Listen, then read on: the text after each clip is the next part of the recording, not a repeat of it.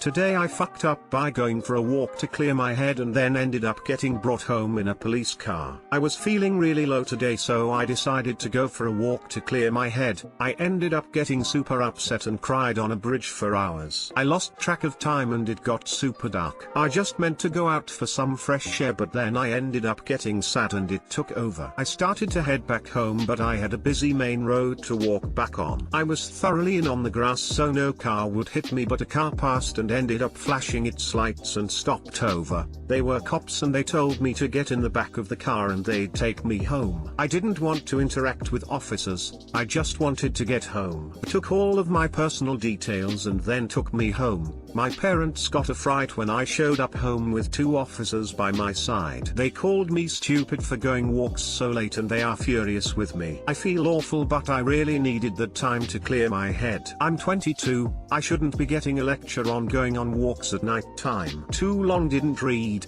I went to walk, it got dark, the cops pulled me over and took me home and parents got mad.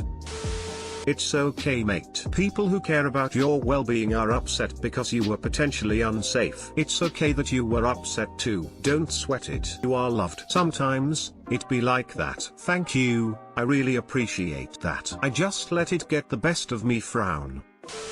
It's not the walk that was of concern. Crying on the bridge for hours is something you need to look into. Help is out there, please consider seeking it out. I'm currently seeking help.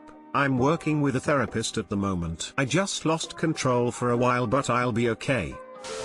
Sounds like they were just scared, thinking of the reason you went for that walk, even if you yourself know it wasn't for the reason they think it was. They care for you a lot, I'm sure. I hope you feel better soon. I've been going through a rough time recently too, but you are loved and you are worthy. Please remember that. I didn't mean to worry anyone, I just wanted to isolate myself. I needed space. I didn't plan on getting so upset, but I just freaked out. Thank you very much. I'm sorry to hear that you're going through a tough time. I hope you feel better soon. Bo, today I fucked up a human. Smile.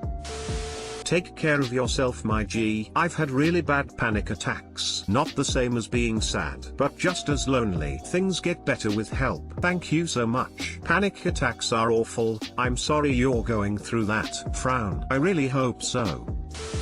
Someone may have called them on you. When you see someone crying on a bridge, that's not a good sign. A concerned Samaritan may have called police for a wellness check and given your description and location. That's the only reason I can think of why the police would have insisted on escorting you home. Today I fucked up by putting jalapenos in my vagina.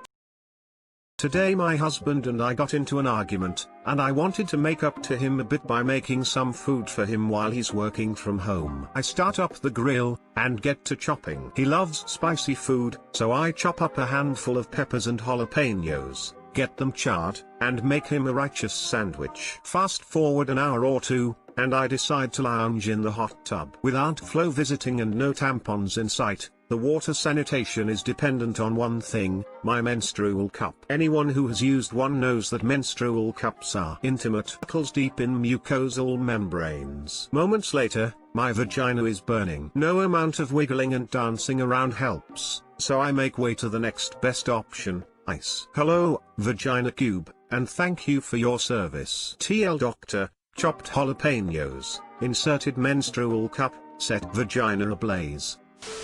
1 spicy taco tongue. Fire in the hole. This same story has been told so many times on here. When will people learn?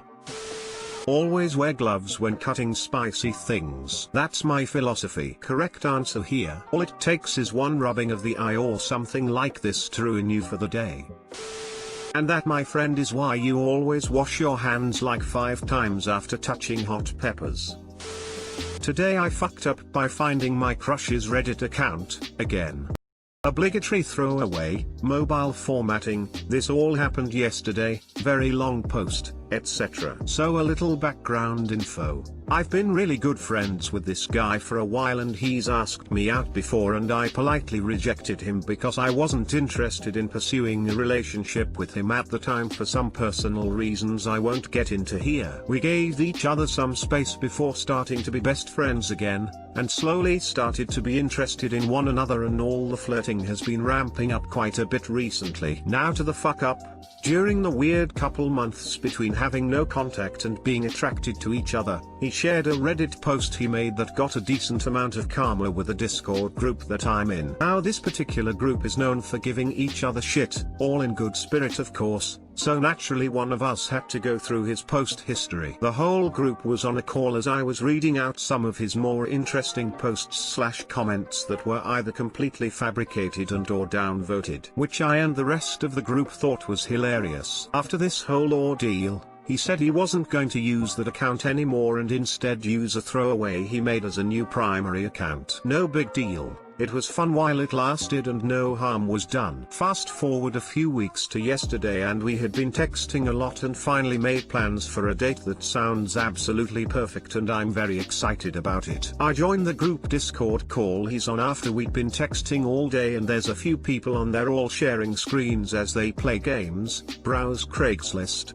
etc. Then he moves over from playing a game to checking his email still with screen share on. And here's where the real fuck up comes in. I snooped on his inbox because I had nothing better to do and saw the all too familiar username confirmation email from Reddit. Thinking I was going to find more fodder for a little bit of teasing, I decide to search up the username. One post, one comment. Oh well, not much to see here. Comment is pretty on brand with his other account and wasn't super interesting. However, the post he made was titled something along the lines of "in love with my best friend," a bit sensationalized emo, but hey, anything for karma. Fuck, I shouldn't keep reading, this is super personal. But I did, and I regret it so much. I didn't read it out loud, but he did notice I had gone quiet on the call for a while and I had to continue having a normal conversation with him while reading his innermost thoughts about me and the comments people made telling him to move on and that pursuing me wasn't worth it. Which honestly really hurt me more than it should have, because reading about how much he cared about me made me realize how much I hurt someone I really truly care about. And then I checked the date when he posted it. The day he tried to make plans with me weeks ago and I said I was busy with other people, which in all fairness I was, but my wording maybe wasn't the best. Now here I am with a date in a few days and I feel like I won't be able to talk to him because I'm an anxious emotional wreck who doesn't deserve someone who she rejected. And hey, I found your Reddit and know you've been in love with me for months isn't exactly first date conversation material. If I tell him I found it, I'm an asshole who borderline stalked him just for a joke and I bring up a sore spot in our relationship and rub salt in a wound. If I don't tell him, I have to live with knowing just how much I fucked up and how much I hurt him, and it's going to be an underlying anxious thought every time I see him or talk to him. TL, Doctor found a post my crush made about me and now I have to live with the fact that I'm a gigantic unredeemable asshole.